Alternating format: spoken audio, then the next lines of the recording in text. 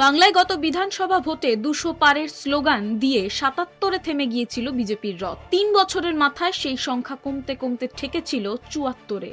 সদ্য সমাপ্ত লোকসভা ভোটে ভরাডুবির পর সেই সংখ্যা ধরে রাখার লক্ষ্য নিয়েই উপনির্বাচনে নেমেছিল পদ্ম শিবির। সেই সুযোগও ছিল।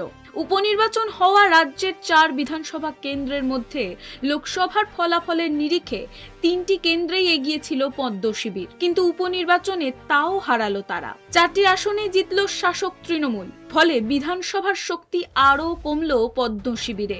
দলের বিধায়ক সংখ্যা ৭৪ থেকে কমে হয়ে গেল ৭১। তবে দল বদলের হিসাব ধরলে সেই সংখ্যাটা আরও কম।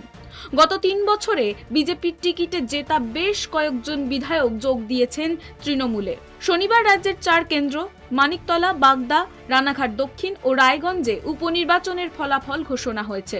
২০২১ সালের বিধানসভা ভোটের নিরিখে মানিকতলা বাদে বাকি ৩ আসনে জিতেছিল বিজেপি। পরে সেই বিধায়কেরা দলবদল করলেও খাতায় কলমে ওই ৩টি আসন বিজেপিরই ছিল। উপনির্বাচনে সেগুলিও দখল করল তৃণমূল। কিন্তু শুধুমাত্র বাংলা নয়, উত্তরাখণ্ডেও ২টি উপনির্বাচনে ২টিতেই হেরেছে বিজেপি। বদ্রীনাথ আসনে বিজেপি হেরেছে ৫,২২৪ ভোটে।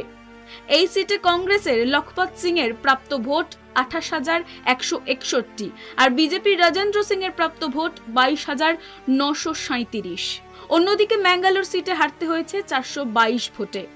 ২টি সিটেই কংগ্রেস জিতেছে, অথচ উত্তরাখণ্ডের সরকার বিজেপিরই।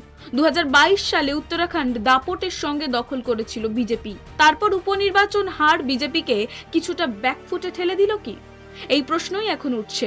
আর সারা দেশের ৭ রাজ্যের ১৩ উপনির্বাচনে ইন্ডিয়া জোটের দখলে ১০টি সিট, আর বিজেপি জিতেছে মাত্র ২টি সিটে।